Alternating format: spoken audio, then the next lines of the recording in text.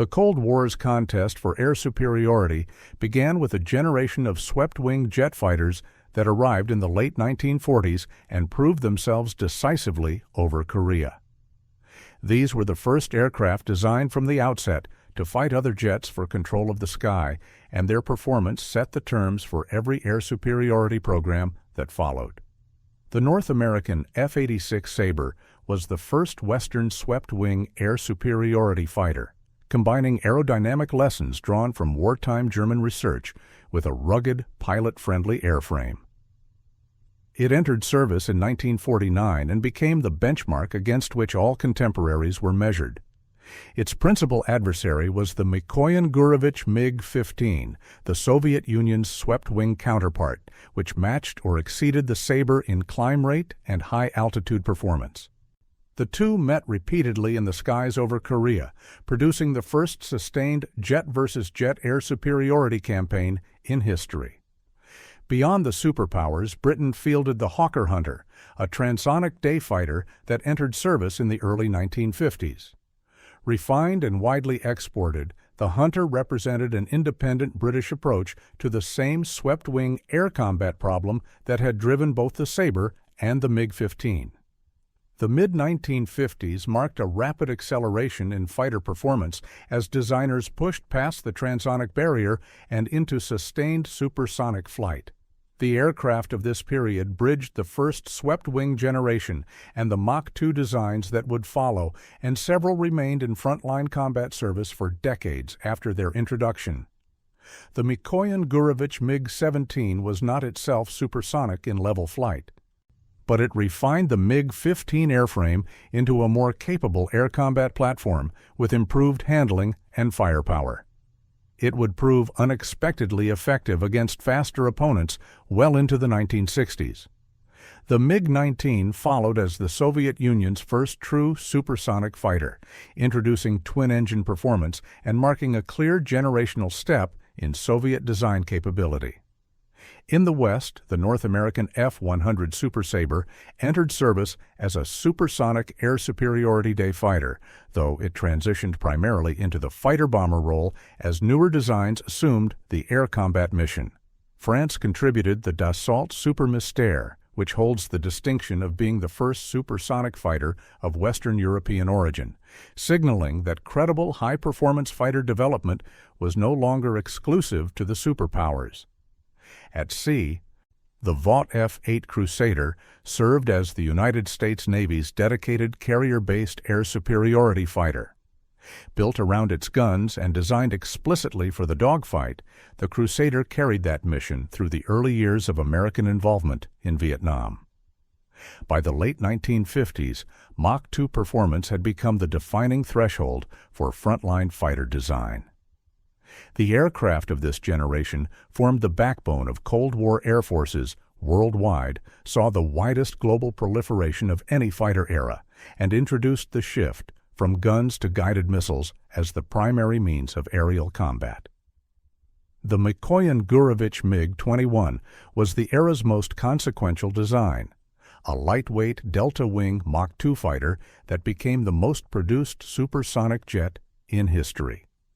Operated by dozens of nations across every inhabited continent, it defined Soviet-aligned air superiority for a generation.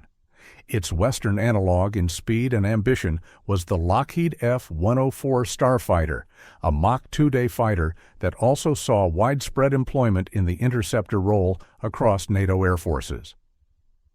France pursued an independent path with the Dassault Mirage III, a tailless delta-wing air superiority fighter whose combat record and extensive export success established France as a major player in global fighter development.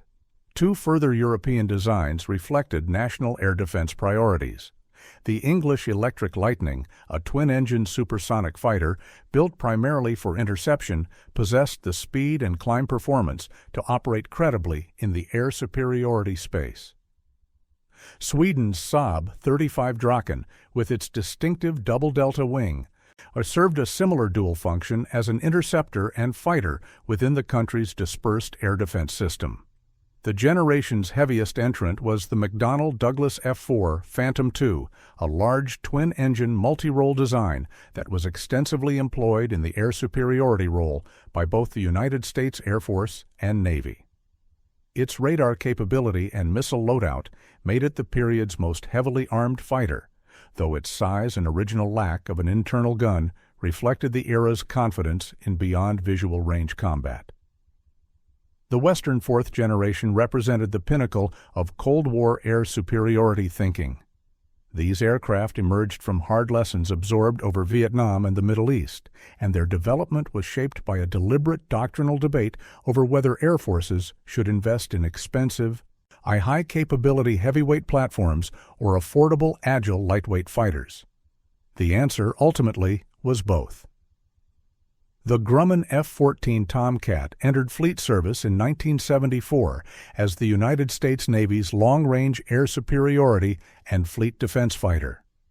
Built around the AWG-9 radar and the AIM-54 Phoenix missile, it could engage multiple targets at extended range, a capability no contemporary matched. Its variable geometry wing allowed it to operate effectively from carrier decks while retaining high-speed performance at altitude.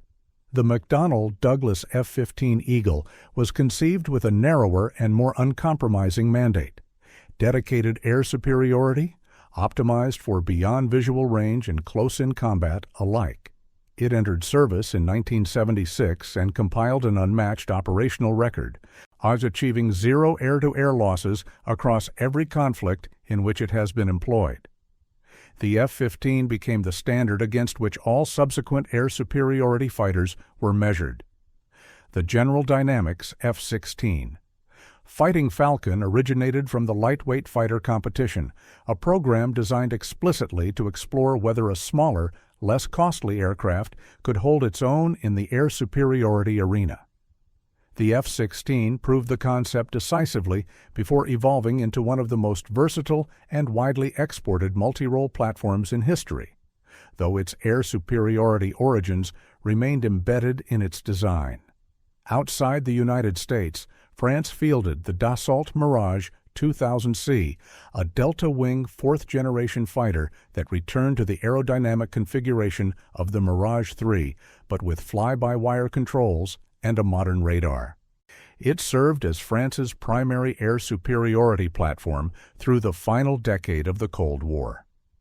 The Soviet Union's fourth-generation response arrived in the 1980s and followed the same structural logic that had shaped Western procurement: a complementary pairing of lightweight and heavyweight air superiority designs, each optimized for a different operational problem. The Mikoyan MiG-21 filled the lightweight tactical role. Designed for frontline units and forward airfields, it combined high agility with a helmet-mounted sight and infrared search and track system that gave it formidable close-in combat capability. The MiG-29 was intended to meet the F-16 and F/A-18 on equal terms in the visual range fight, and its introduction marked a significant qualitative advance over the MiG-23 it was meant to replace. And it was widely exported and saw combat in several post-Cold War conflicts where its record proved mixed against Western-trained opponents. The Sukhoi Su-27 was the heavyweight counterpart, conceived as a direct answer to the F-15. Large, long-ranged, and exceptionally maneuverable for its size, the Su-27 was built to conduct air superiority operations deep into contested airspace. Its airframe and radar combination allowed engagements at distances that previous Soviet fighters could not sustain. The Su-27 arrived too late to define Cold War force structure, but its proliferation after 1991, through export, license production, and an extensive family of derivatives, made it one of the most strategically consequential fighter programs of the late 20th century. Cold War air superiority requirements extended well beyond the two superpowers and their immediate alliance structures. Several nations outside NATO and the Warsaw Pact pursued independent fighter capability through derivative engineering, license production, or indigenous design, adapting proven platforms to meet national defense needs. Israel developed the IAI Kfir by mating a General Electric J-79 engine with an airframe derived from the Mirage III and its Israeli-built Nesher variant. The result was a dedicated air superiority fighter tailored to Israeli operational requirements, incorporating locally developed avionics and Canard foreplanes that distinguished it from its French origins. China's path began with licensed production of the MiG-21 as the Chengdu J-7, which underwent progressive domestic modification over successive variants and remained in service and in production for decades. The experience gained fed directly into the Chengdu J-8, a twin-engine indigenous design that carried air superiority and interceptor tasking. Though more limited in its export reach, the J-8 represented a significant step toward self-sufficient Chinese fighter development, a trajectory whose consequences would extend well past the Cold War's end.